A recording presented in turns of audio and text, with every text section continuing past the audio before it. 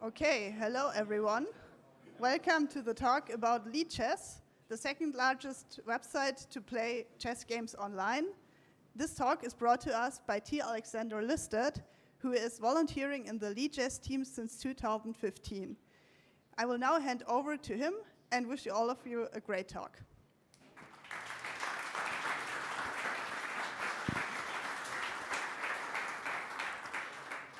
All right, thank you. Good afternoon, everyone. So yes, my name's Alex. I've been with Lichess since 2015. First, I want to ask all of you to raise your hand if you have used Lichess before. Wow, okay. Maybe 75% of the audience, that's awesome. Quickly, for those of you who don't know what Lichess is a chess website. Okay, a few more hands are going up. Lovely. So you can go to lichess.org in your web browser, you can use our mobile apps, you can learn how to play chess, you can study chess to become better, or you can play chess against the computer, against your friends, against strangers. But Lichess is also a couple of other things. For instance, Lichess is also a collection of open source software projects. In making Lichess, we use a lot of open source software, and the software that we make we publish and release under open source licenses. So if you are curious how Lichess works, you can read the code. If you want to improve Lichess, you can contribute, make suggestions. Or if you want to use the code for your own purposes, you can do so too, as long as it's compliant with the licenses involved, of course. Thirdly, Lichess is also a non-profit organization. We are registered in France, and our main mission is to make sure that as many people as possible can learn and play chess. How do we do that? Well, we make sure that Lichess is free for everyone, forever. That means, for instance, that there are no features that you can pay for on Lichess. There are no features that are paid behind a paywall. It's free for everyone to use. A lot of the time, that means that you, the user, are the product, that you are being sold or exploited in some way, but that's also not the case for Lichess. We do not have any advertising on Lichess, and we've made a commitment to never having any advertising on Lichess. But of course, there is a cost to running Lichess. So where do we get our money from? Well, you can probably deduce.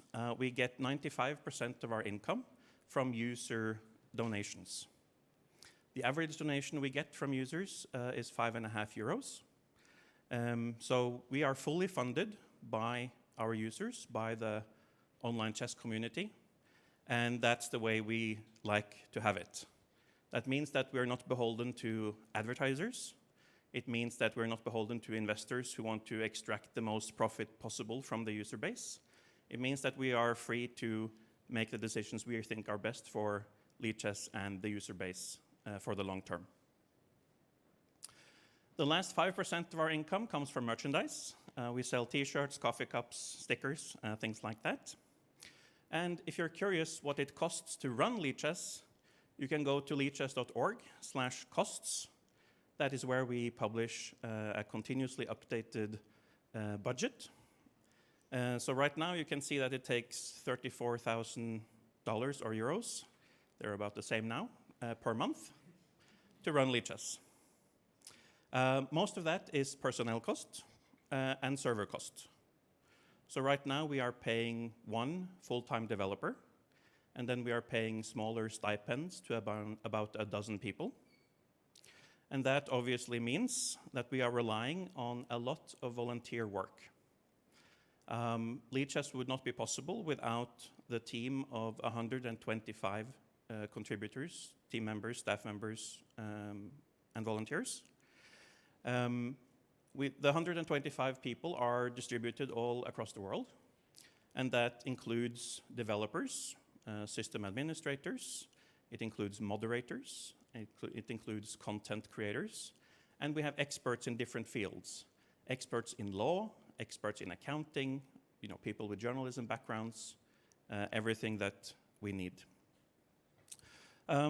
You might be interested to know that the largest of these groups that I mentioned is the moderators. there is a lot of moderation work that needs to happen on Lichess. One part of it is that we have a lot of user-generated content. We have forums where people can post. We have blogs. People can have personal blogs. There's a chat and messaging system on Lichess. So we need to make sure that people are not posting illegal stuff. We need to prevent and stop harassment and abuse, stopping spam, things like that. Then the other part is dealing with a very common problem in online chess, which is cheating. People will cheat in different ways. That's also a big part of the moderation work to prevent and stop cheaters. Of course, we have a lot of automated systems to deal with both of these problems. But still, there are corner cases. There are cases where human judgment and decision is needed. For the simple stuff, that is automated. This means that the moderation team in total takes about 1,500 actions every day. And that ranges from the mildest forms of sanction, which would be warning a user, to the most severe forms of sanction, which would be closing a user's account and preventing them from creating new accounts. To give you a sense of the scale of Lichess, currently there are 4.7 million games of chess being played on Lichess every day. And on a Sunday in January this year, we reached our record to date, 5.5 million games in one calendar day. So now I have another question for everyone who has raised their hand so far. Raise your hand if you discovered Lichess during the pandemic. Okay, maybe, 20%. Well, there were a lot of people who discovered Lichess during the pandemic. If we look at this graph, we see the number of standard rated games played on Lichess since 2016. So you see quite a steady growth, but then you see some spikes. Can you guess what these spikes are? So I heard one already, and I think we all know the other. So the first spike, let's call it March, April 2020, was the global lockdown started. Everyone found themselves inside, and some of us started to play chess or played more chess than usual. Then, yes, in October the same year, Netflix released The Queen's Gambit.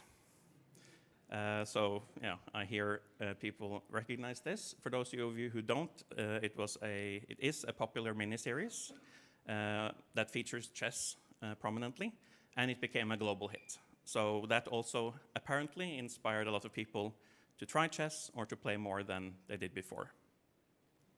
Now, as we have been growing since 2016 and before, of course, we have had to deal with different types of scaling challenges.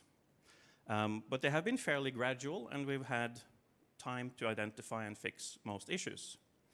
With these spikes, that became more difficult.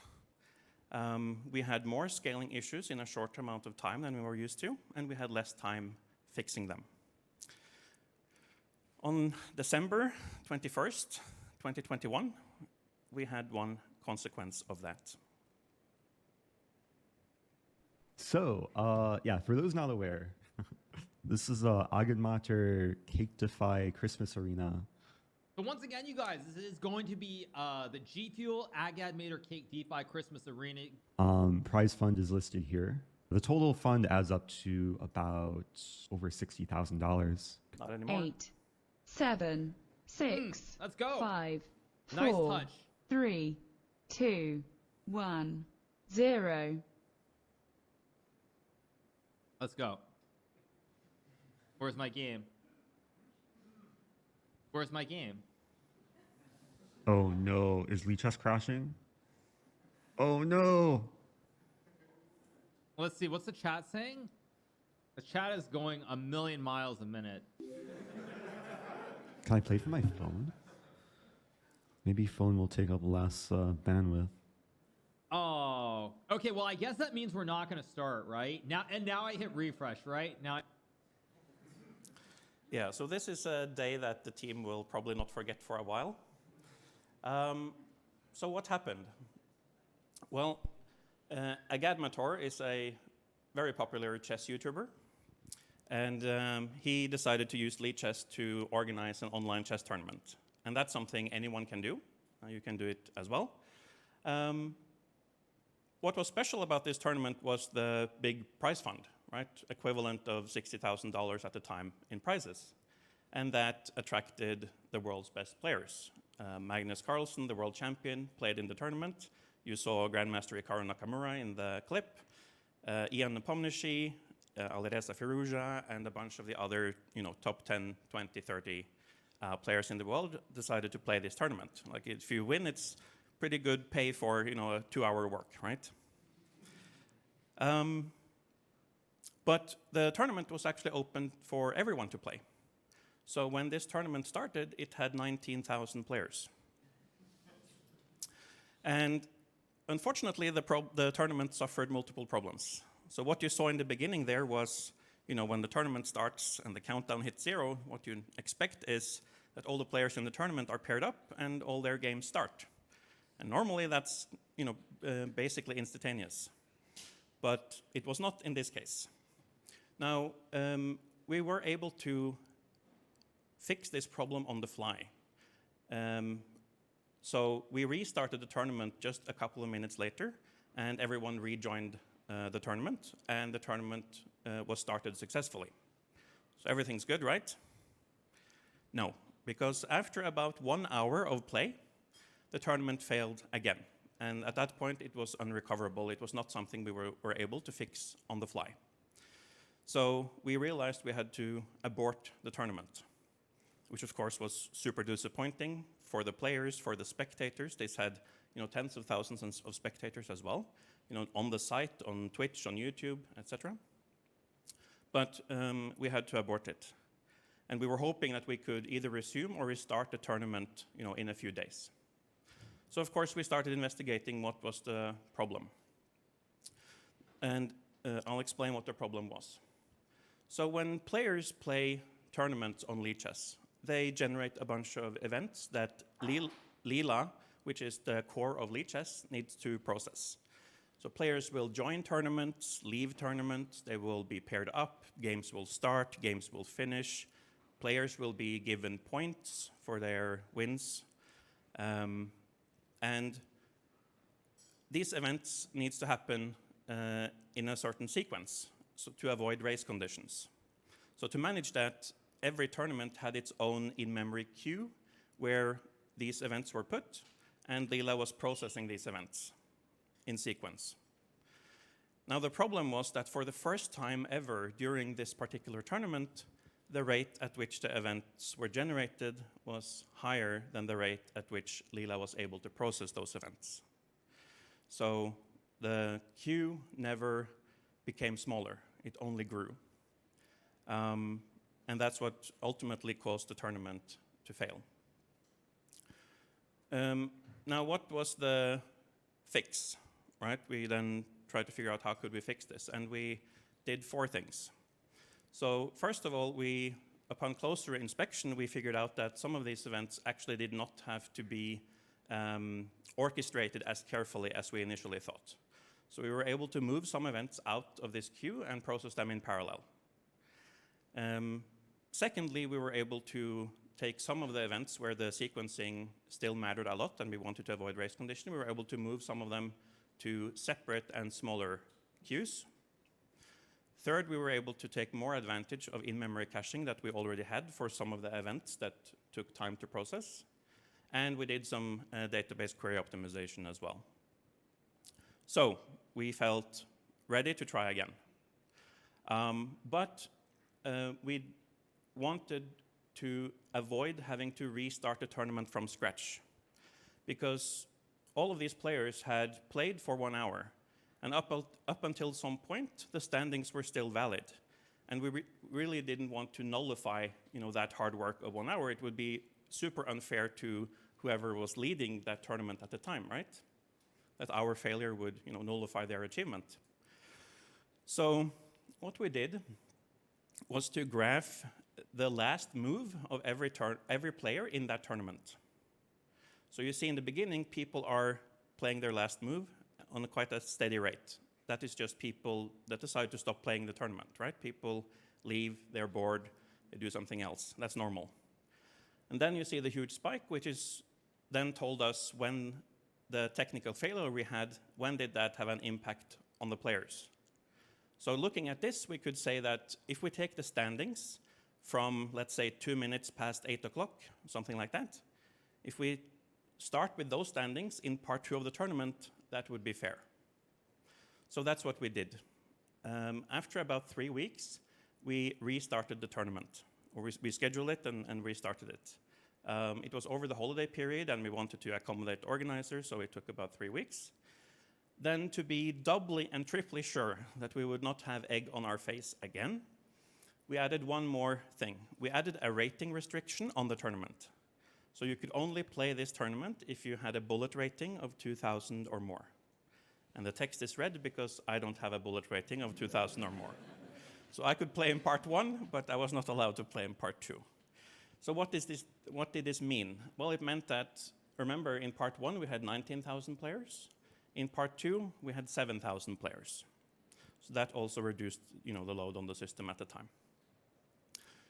I'm happy to tell you that the tournament was completed successfully without any technical issues.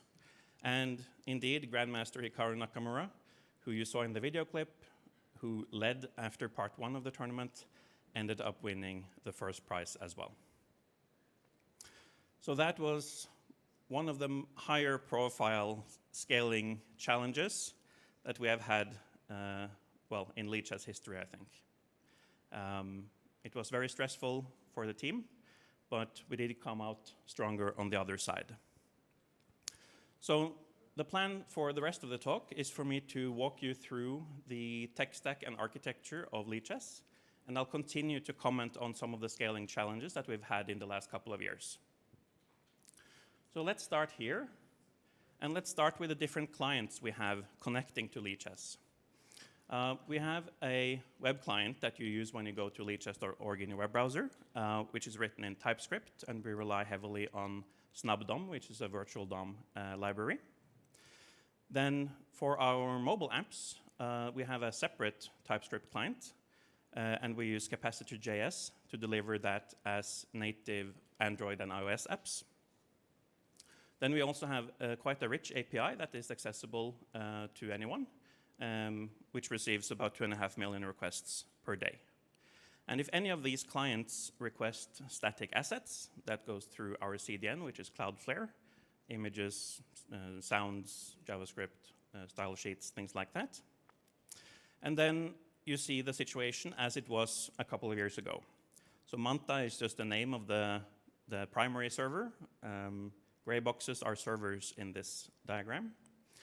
At that point, we had a single Nginx instance that would handle most HTTP and WebSocket traffic. Nginx would do TLS offloading, it would handle rate limiting for us, it would do some logging, rewrite some HTTP headers, and then pass off the requests to Lila. Now, Lila stands for Lichess in Scala. So Lichess is written in Scala, which runs on the JVM, and we use the Play web framework extensively. Now, why are we using WebSockets? What are we using WebSocket traffic for? Well, we use it for real-time events, like users challenging each other to a game. We use it for the chat that was running 1 million miles an hour. Players and spectators in one tournament can chat with each other. But most importantly, we use it for the moves in a chess game. One of the reasons is that in online chess, low latency is very important. Okay, I'll seek a archer. Oh dear, I'm playing Hender. Let's get some soothing music for this.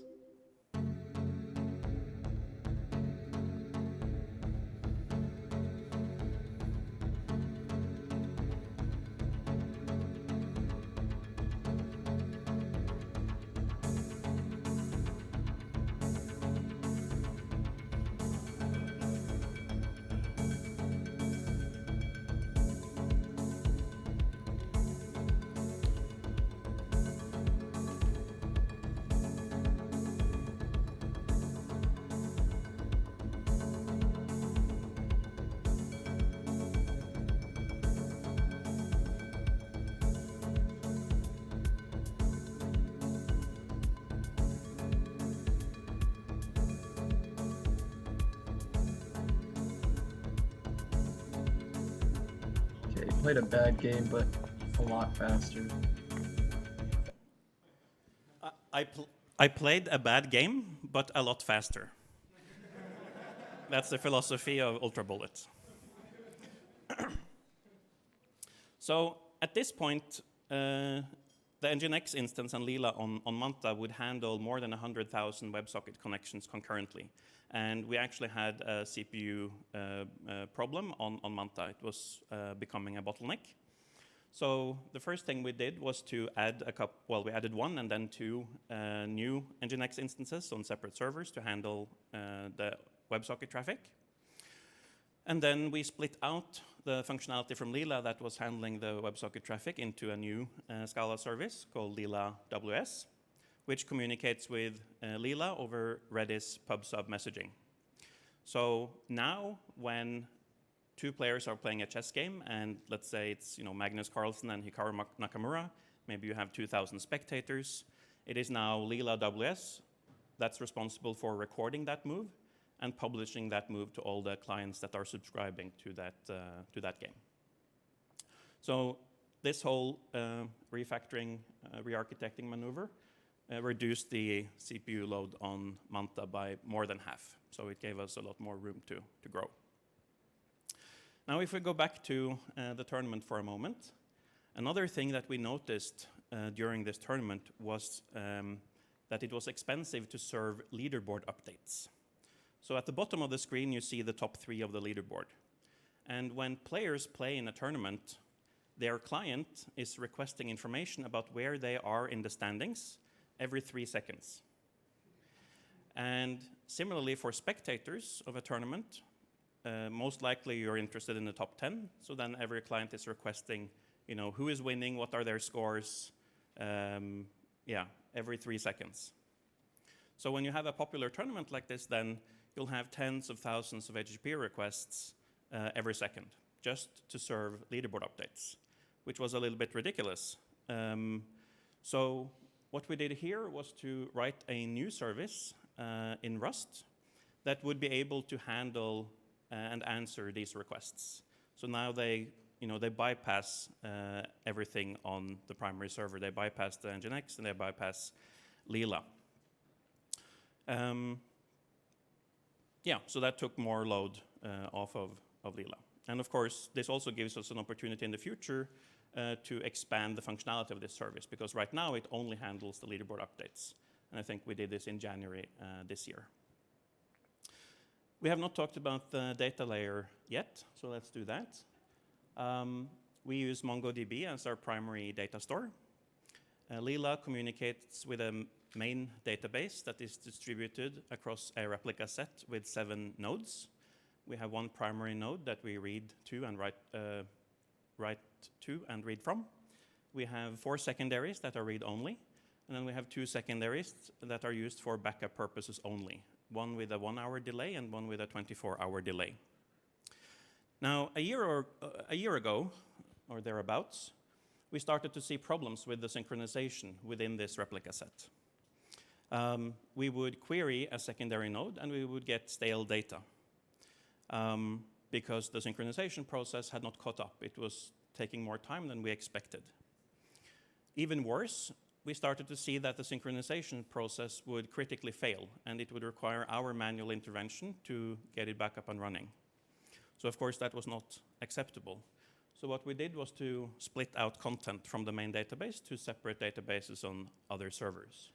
So we moved puzzles, for instance, to a puzzle database. That's when you have a chess position and you try to guess the best move. We moved all the studies that we have on Lichess to a study database. Studies are personal collections of games, positions, moves, comments, analysis, and you can also collaborate with others in these studies. We moved all the insights data we have to an insights database, and insights is aggregated data across all of your games for a particular player. So you can look at many different types of chess statistics across all of your games. Which opening are you winning and losing with, which piece do you move the fastest or slowest, things like that. We also created a YOLO database where we moved data that we are not so concerned about. data that we can regenerate if we want to. Yeah. And this whole maneuver, again, reduced the load on the main database by more than half. So again, it solved the synchronization issue we had, at least for now, and gives us more room to grow. Then we have Elasticsearch. So on Lichess, you can search through the forum. You can search the teams that people create, for their chess clubs or for their country or different things. And you can search through games. You can look for games across many different attributes. You can search for time, the players involved, the result of the game, the opening, and we use Elasticsearch to deliver this, right? We index all the games in Elasticsearch. In 2020, we had a strange issue because players would play a game on Lichess. Then later that day or the next day, they would go to their user profile, which lists their most recent games, and the game would not be there. It was as if they hadn't played the game at all. And the reason was that the game had not been successfully added to the Elasticsearch index. Why was that? Well, we had hit the limit for the number of documents for the index. We had indexed 2.1 billion chess games at that point. So yeah, we had to fix that. Luckily, it was pretty simple to fix. We just distributed that index over 5 shards. And now we can index 11 billion games. And today we have about 5.2 billion games played and indexed in Elasticsearch. Then we have some additional services. So at the very top, we have an image processing service where we mostly rely on the Go library called PicFit. It's an open source library. So we use this for resizing and otherwise manipulating images for user profile pictures and blog thumbnails and stuff like that. Then we have a couple of Rust services for different types of analysis. So the first one is a service for opening exploration, for opening analysis. So this Rust service exposes information that we store in RocksDB about openings. We have 2 opening databases on Lichess, one for all the play that happens on Lichess and one for Grandmaster games. So yeah, the clients will then, you see the example, the first picture here, that's the opening explorer. So you can see what are the different openings called, who plays them, how often do they win, draw, or lose, and things like that. Then the next service is the Lila table-based service, which exposes information from a 7-piece table base.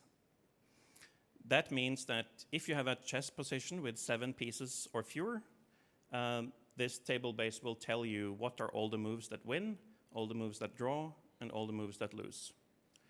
So both of these are very useful in analysis. Yeah, then at the bottom here we have some smaller services. We have a Lila GIF service written in Rust, and you see the output of that in the bottom right. It can generate a GIF from any game on Lichess. And then Lila Push is responsible for sending push notifications, like, hey, it's your turn, hey, you have a game, things like that. Then we have Fishnet, which is super cool. So when you have played a game on Lichess, you'll see this blue button where you can request a computer analysis. What happens if you click that? You wait 5, 10, 20 seconds, and you'll get this graph in return where you see the evaluation of every move of the game. How good or bad was every move. In the background, we are using Stockfish to do this analysis. Stockfish is an open source chess engine. But the way we distribute this work is pretty cool, and that's what Fishnet is really about. So Fishnet is now written in Rust. It was written in Python before. And Fishnet is the platform or system we use to distribute this work. So we are running some Fishnet clients on our own hardware, but then we also have volunteers and contributors who run the Fishnet client on their servers or their machines. And when a user clicks this button to request analysis, that game is sent to one of these nodes. And then the analysis is done wherever that client is running using our or maybe your CPU, and then the results are sent back. So if any of you are interested to know more about how Fishnet works, or maybe you even want to consider contributing your CPU time to this analysis, you can go to lichess.org/fishnet. Then we get to some of our anti-cheating infrastructure.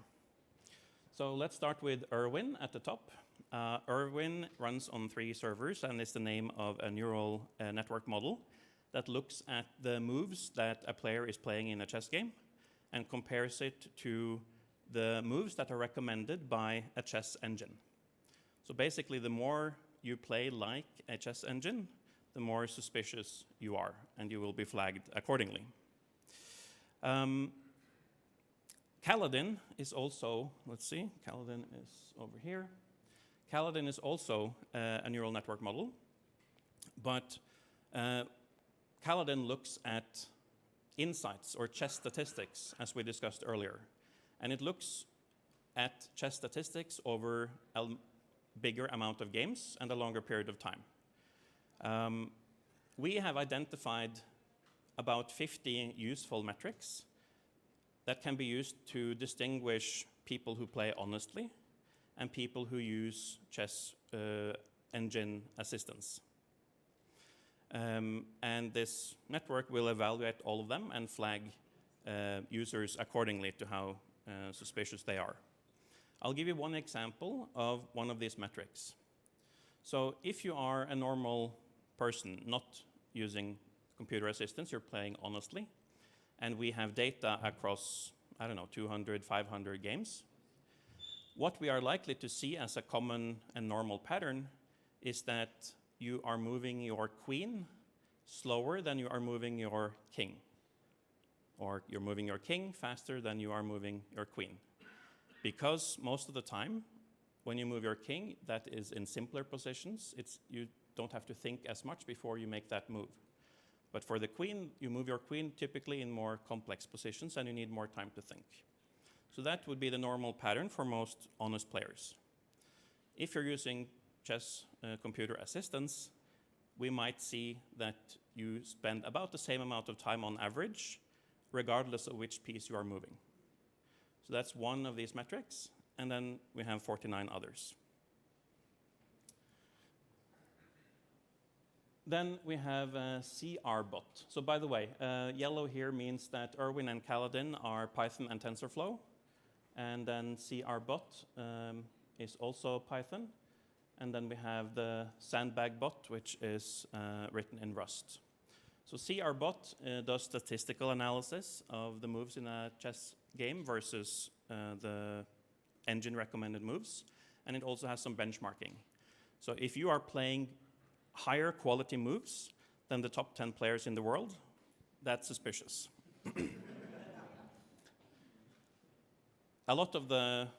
Most top players will have verified accounts as well, so that whether they are public about it or not, we will know the identity of the top players on the site. Finally, we have Sandbagbot, which catches sandbaggers. That's people who lose on purpose. So some people will choose to lose on purpose because they want to lower their rating, either because they want easier opponents in the future when they are matched up, or because they want to join tournaments that have certain rating restrictions. Like you cannot join if you're over 1600, for instance. There are also a bunch of anti-cheating stuff built into Lila, but that's not part of the talk today. Finally, I want to tell you a little bit about our monitoring setup. So all of our Scala services are sending application metrics. Well, I should phrase it differently. We use Cayman to instrument all of our Scala services. So Cayman is sending application metrics to our primary metric stores, which are InfluxDB and Prometheus. For non-Scala services, they send their application metrics to a local Telegraph agent that is installed on every server. And then Telegraph is responsible for sending that information to InfluxDB and Prometheus.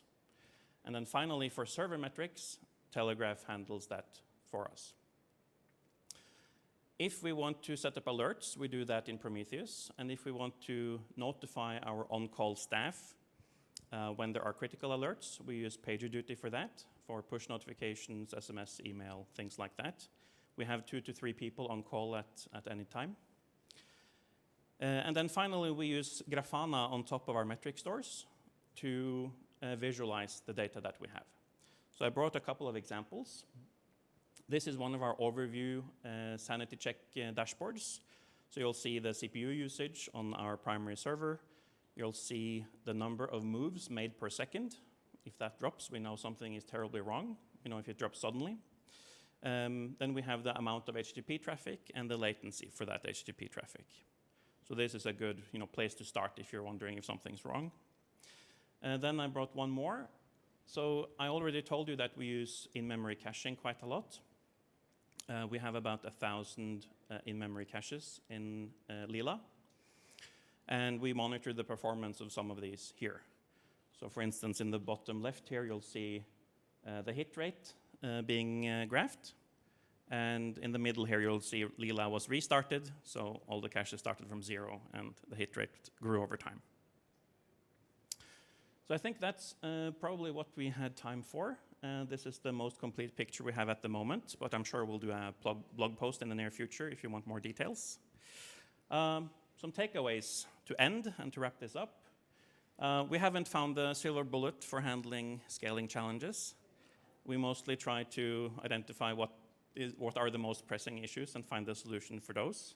Of course, you can see some themes, right? We are moving things out of Lila. We're splitting up our main database, so splitting things up and moving things out and offloading Lila and our main server is I'm sure that will continue. We do scale vertically as well, renting better hardware, basically. And sometimes we do that for the short term, just to have a bit more time to solve the problem in the code or in the architecture, and then we scale down the hardware again. Other times we do also need to scale up the hardware for the long term.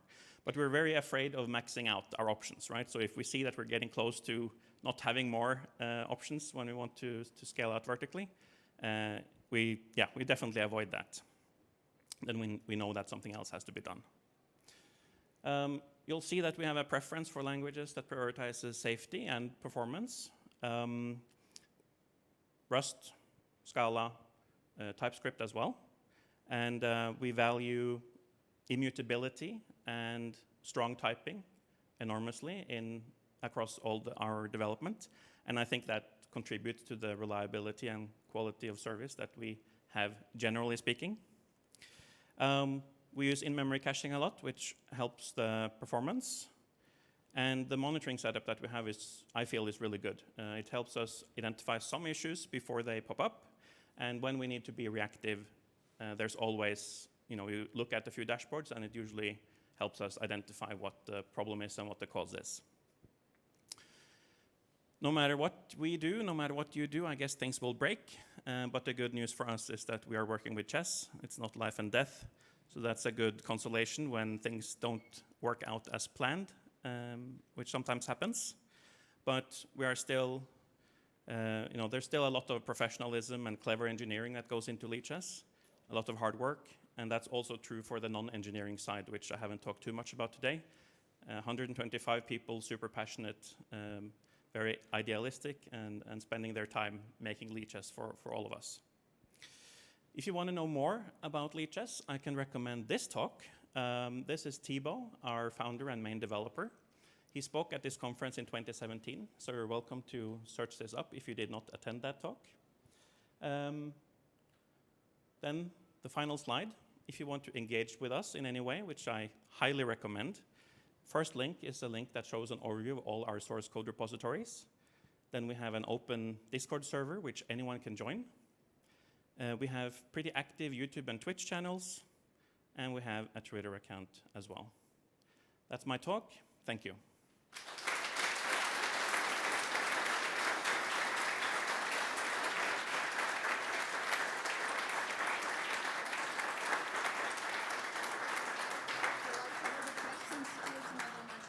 Yep. So plan for the questions is that I'll take 5, 6 questions at once. Then I'll try to answer whatever I feel comfortable answering. But then the team is also watching this. So the team will answer the questions that I don't answer on Twitter. We have the Lichess Twitter account, and they will use Big Techday in their answers. So you can follow that to get the answers that you don't get from me. All right, so let's start with 4, 5, 6 questions. If you could start with the architecture from scratch, what would you do differently this time? Thank you.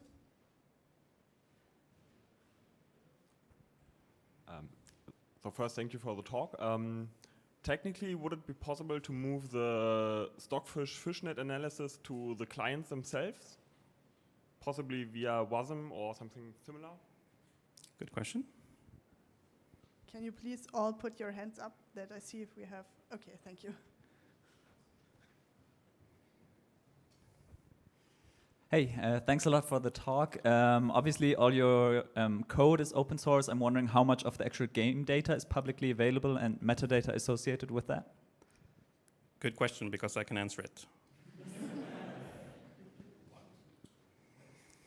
Okay, one more. Also, thanks for the talk. There was a surprising amount of web servers you're using to provide the service.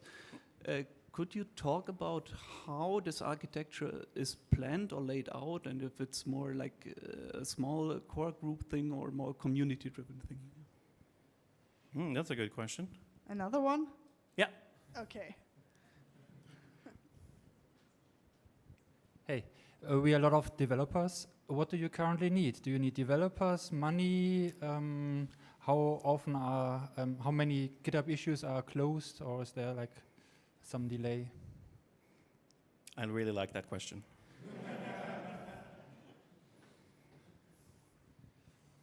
Hello, thanks for the nice talk.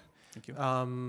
My question is about latency issues, especially in the very fast bullet chess games. How do you do the time measurement there? And yeah, so not disadvantaging one player if they are far away from your servers, basically, as this might be a very challenging one. All right. Let's stop there and see what I can answer. Yeah, so let's start with the analysis. Can you move the fishnet analysis to the client side? Well, we already have client-side analysis built into the browser on Lichess using WebAssembly.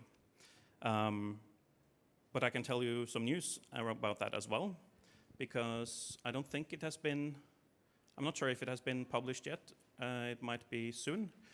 But so, if you go to a game on Lichess today, you can click the computer analysis and you can go through fishnet and you'll get the graph. You can also enable analysis in your browser, and it will use the local CPU on your machine to do analysis of what you want to analyze. Depending on your CPU, that could be better or worse than fishnet. But still, using WebAssembly is still not as performant as it would have been to just use the local CPU outside of the browser. So what I was testing this a couple of days ago, we have developed an installer for Windows and Linux, which starts a service on your local machine, or of course you can run it somewhere else, and you can connect that to your Lichess account. And in your in-browser or in Lichess, you can then say, instead of using the WebAssembly Stockfish engine, I want to connect to this external analysis endpoint. So that way you could set up much more powerful engine that you connect to, and I'm sure there are or will be commercial solutions by third parties for this as well, maybe. For game data, yes, we publish all rated games, I think, of all variants per month as compressed files on database.lichess.org. So you can download an enormous amount of games there. And I think we also link to some cool projects where that data has been used for different types of analysis.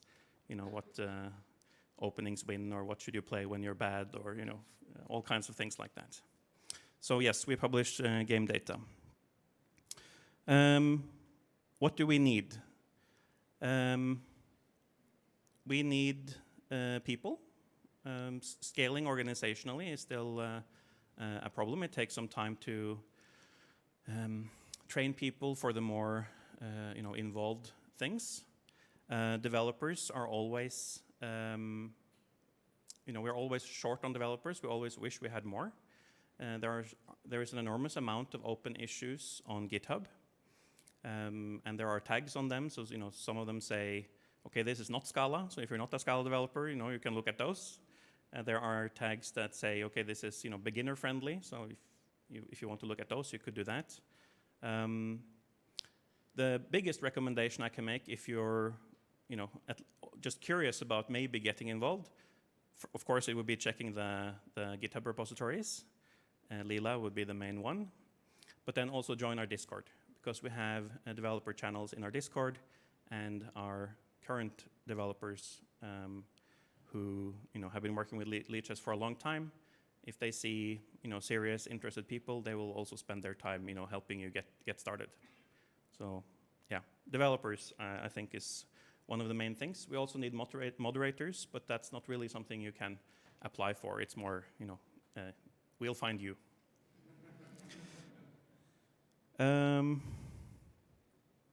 Yeah, I'll leave the architecture questions for for Twitter.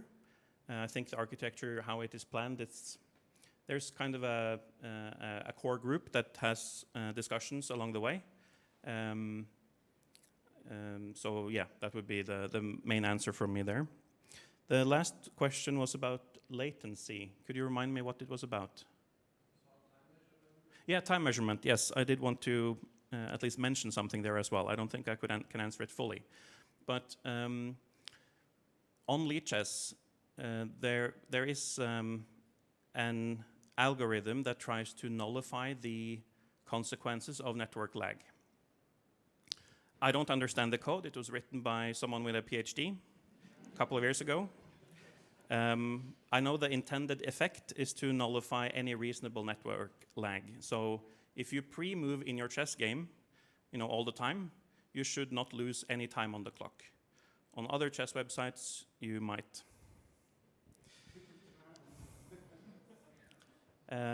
Yes. Do we have more time for questions, or should we end it there?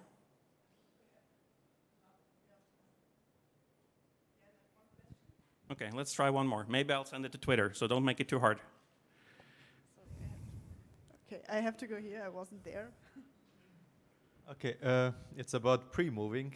Does Lichess ever plan to implement multiple pre-moves? Because I lose a lot of games by someone just moving the king left and right before I can finish. Yes. Well, that's not the answer to the question, but I do recognize what you're talking about. As far as I'm aware, there are no plans to implement multiple pre-moves.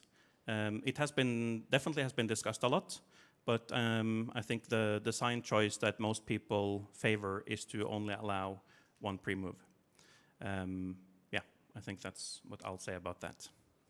All right, look for our other and better answers on Twitter, and yeah, thanks for coming.